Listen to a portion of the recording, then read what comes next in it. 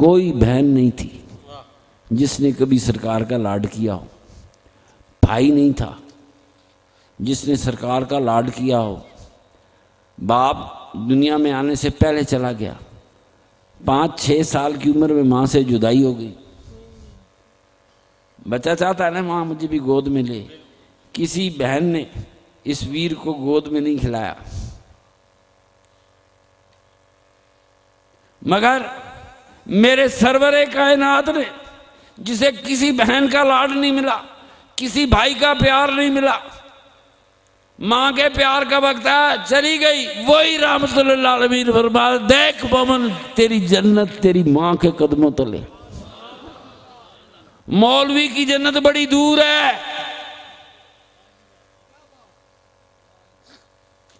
مرے گا اٹھے گا، قیامت برپا ہوگی، حساب ہوں گے کہ نہیں ہوں گے۔ ملا تیری جنت بڑی دور ہے، انسان کی جنت تو اللہ نے بڑے قریب رکھ دی تھی۔ فرمایا جا مومن تیری ماں کے قدموں تلے تیری جنت ہے۔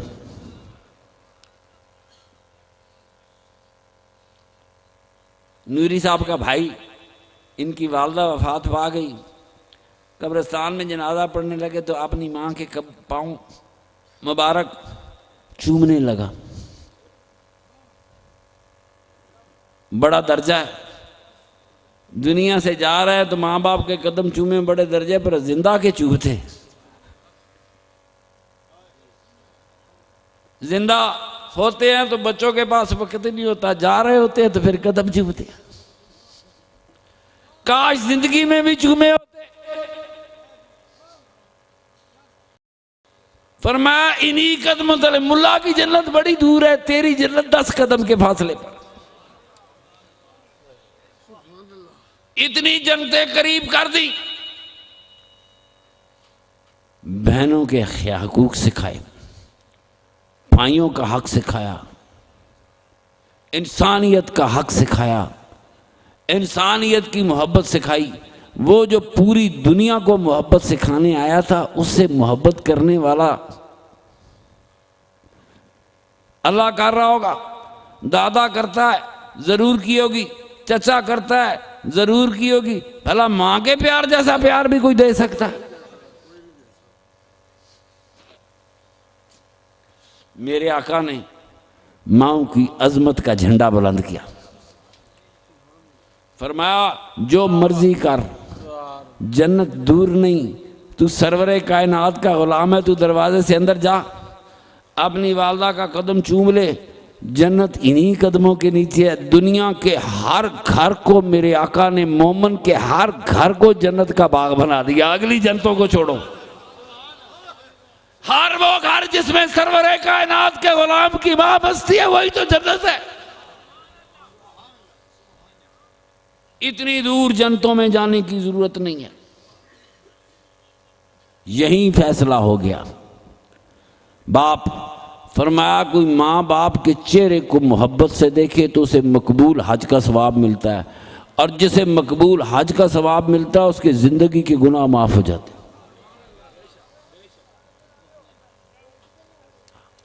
اللہ پاک، میرا نبی پاک وہ دین لے کے آیا جو رحمتوں کا دین تھا۔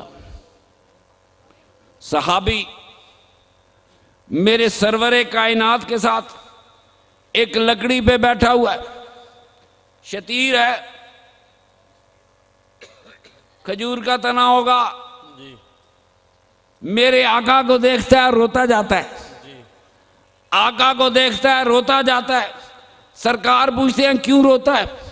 یا رسول اللہ یہ سوچتا ہوں میں غلام ہوں، آپ نبیوں کے تاجدار ہیں، کل جنت میں آپ نبیوں والی جنت میں ہوں گے، میں امتیوں والی جنت میں ہوں گا، بڑے فاصلے ہو جائیں گے۔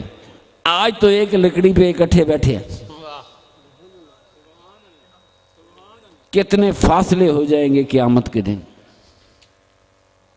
آپ نبیوں کے سردار ہیں، نبیوں کے سرداروں والی جنت آپ کی ہے، ہم تو امتی ہیں۔ یا رسول اللہ یہی سوچ کے رو رہا، فرمایا نہ رو، جو کسی سے پیار کرتا ہے جنت میں اسی کے ساتھ ہوگا۔ خدا جانے کتنی مخلوق میرے آقا کے ساتھ میرے آقا کی جنت میں ہوگی۔ جو 2 بیٹیاں جوان کرے ان کی شادی کرے، فرمایا وہ بھی مومن مسلمان 2 بیٹیاں جوان کر کے شادی کرے، قیامت والے دن جنت میں میرے ساتھ ہوگا۔ بیٹیاں بیانی آسان نہیں ہے، میرا سرور کائنات جانتا تھا۔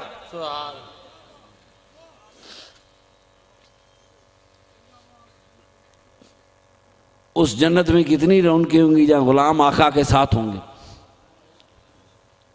المرء مع من احب، جسے پیار کرتا ہے اس کے ساتھ ہوگا۔ یہ میرے آقا کی رحمت، بیٹیاں تیری ہیں، بیائے گا تو، بیٹی تیری ہے، بیائے گا تو، بدلے کا وعدہ میرا مصطفیٰ کر رہا ہے، تو اپنی بیٹیاں بیاہ، میں تجھے اپنی جنت میں لے آؤں گا۔ جاؤ دنیا کو اپنی بیٹی کا اور کیا پیار سکھاتا، اور دنیا میں بچوں کا کیا پیار سکھایا جانا تھا۔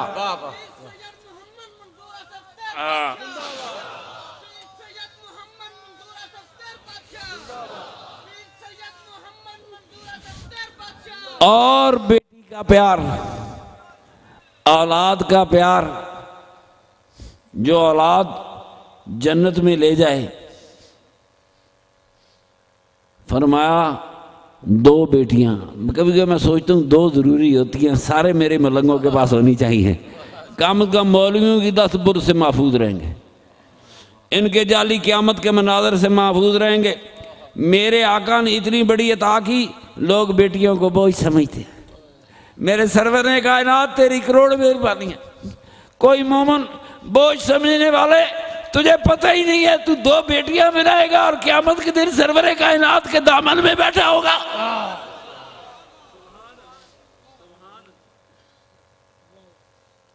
وہ انسانیت کا سبق دینے آیا تھا، بیٹیوں سے پیار کرنے آیا تھا۔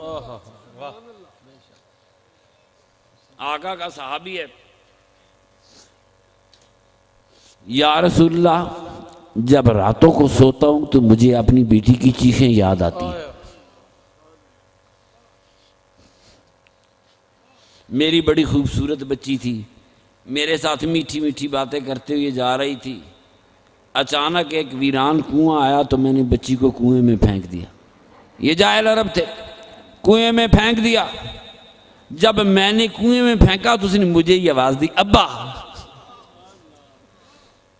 جب میں راتوں کو سوتا ہوں تو مجھے اس کی چیخ سنائی دیتی، ابا، مجھے ہی پکارا۔ کیا اللہ مجھے معاف کر دے گا؟ بیٹی زندہ دفن کی ہے، اللہ معاف کر دے گا۔ میرے آقا نے فرمایا جو بھی جورد حالت میں ہو گیا، جب تو نے کلمہ پڑھ ہی لیا لا الہ الا اللہ محمد رسول اللہ، سارے کے سارے گئے ختم ہو گئے۔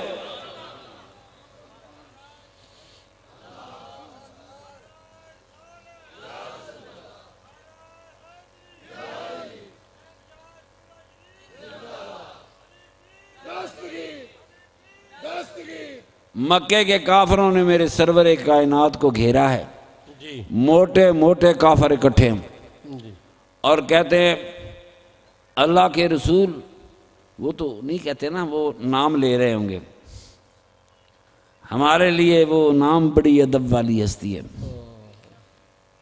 میں نے کہا تھا، کہتے ہیں جی محمد کا نام بڑا خوبصورت ہے، واہ، خیال کرنا ہے، محمد کا نام بڑا خوبصورت ہے، کس نے رکھا تھا؟ خدا نے رکھا تھا۔ واہ جی واہ، بہت واہ، یہ میں نے کہا نا میرے آقا کے آبا و اجداد بڑی شے ہے، کیا بات ہے جی، کیا بات ہے۔ جو خدا کا نام رکھا تو خدا نے قبول کر لیا، اللہ جیسا اور خدا کا کوئی نام نہیں، اور محمد جیسا سرور کائنات کا اور کوئی اتنا خوبصورت نام نہیں ہو سکتا۔ یہ آبا و اجداد کی کہانی ہے، وہ نام لے کر پکارتے ہیں صلی اللہ علیہ وسلم، اے محمد صلی اللہ علیہ وسلم، ہم یہاں کھڑے ہیں، تو ابھی اپنے رب کو کہہ کے وہ عذاب بھیجے۔ اللہ نے جبریل کو دوڑ لگوا دی، کہیں میرا محبوب بد دعا کے لیے ہاتھ کھڑے نہ کر لے، جبریل جلدی جا، کہیں میرا رحمت للعالمین سزا کے لیے عذاب کے لیے ہاتھ نہ کھڑے کر دے، پہلے جا اور جا کے کہے، صاف کہہ دے میرے محبوب تو ان کے درمیان کھڑا ہے نا، تو جہانوں کے لیے رحمت بن کے ہے، میں ان کافروں پہ عذاب نہیں بھیجوں گا۔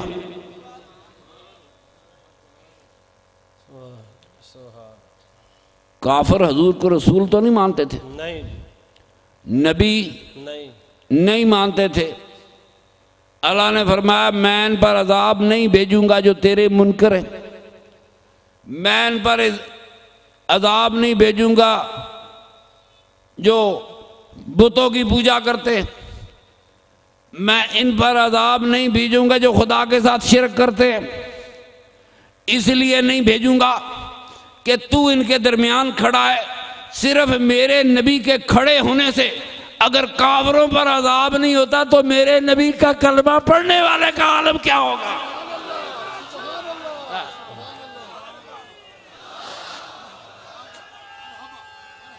واہ جی واہ، اس کلمہ پڑھنے والے کا عالم کیا ہوگا؟ ملا تو کس کو عذاب کی کہانی سناتا؟ عذاب کی کہانی مومنوں کے لیے نہیں کسی اور کے لیے ہوگی۔ میرے آقا کی کثرت سے حدیثیں ہیں کہ جس شخص کا یہ یقین ہو کہ اللہ ایک ہے اور میں اس کا بھیجا ہوا آخری رسول ہوں، بغیر حساب کے بخش دیا جائے گا۔ یہ محبتوں کی کہانی ہے۔ میرا سرور کائنات کا دین رحمت ہی رحمت ہے۔ وہ نماز ہے، ایک نماز پڑھی دوسری پڑھی، اس کے درمیان جتنے گناہ ہوئے معاف ہو گئے۔ ایک موٹا جرم کرنے والا آتا ہے، یا رسول اللہ مجھ پر حد عائد کرے، میں بہت بڑا جرم کر رہا ہوں۔ میرے آقا نے توجہ نہیں دی، جماعت تیار تھی، نماز ہو گئی، پھر بندہ کھڑا ہو گیا، یا رسول اللہ میں بہت بڑا جرم کر کے ہوں۔ حد بڑی خطرناک چیز پہ لگتی ہے، بہت بڑا جرم کر کے آؤں، مجھ پر حد لگائی جائے۔ میرے آقا نے پوچھا نماز نہیں پڑھی میرے ساتھ؟ کہتا ہے پڑھی ہے۔ تو فرمایا تمہیں یہ بھی نہیں پتا کہ نماز پچھلے گناہ معاف کر دیتی ہے؟ مولوی کہتے ہیں صغیرے گناہ معاف کرتی ہے، میرا سرور کائنات کبیرہ معاف کرا رہا تھا۔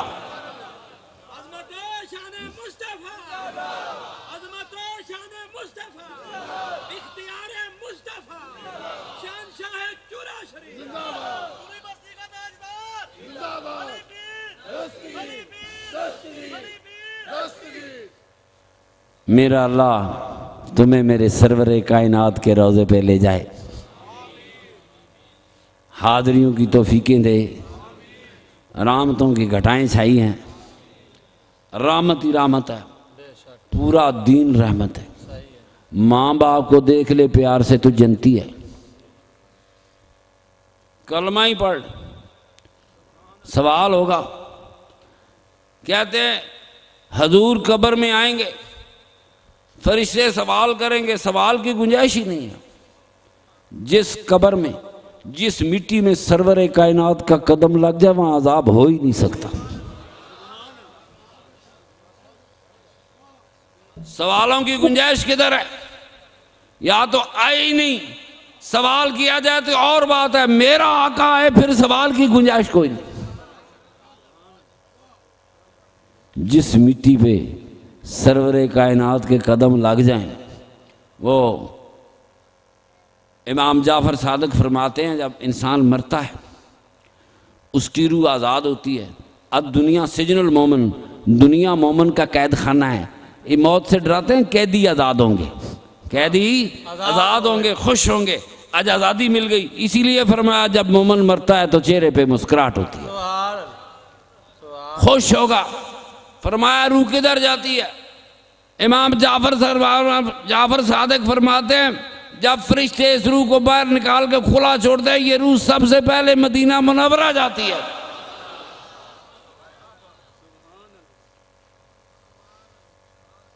چلو نہ پاسپورٹ نہ ٹکٹ واہ جی واہ، نہ غیروں کے دھکے، کوئی نظر آئے گا تو دھکا ماریں گے، نہ مکے کی طرف منہ کر، اے حضور کے روضے کو ہاتھ نہ لگا، یہ فلانا کام ایسے نہ کر، بے وقوف ہے، جاہل ہے۔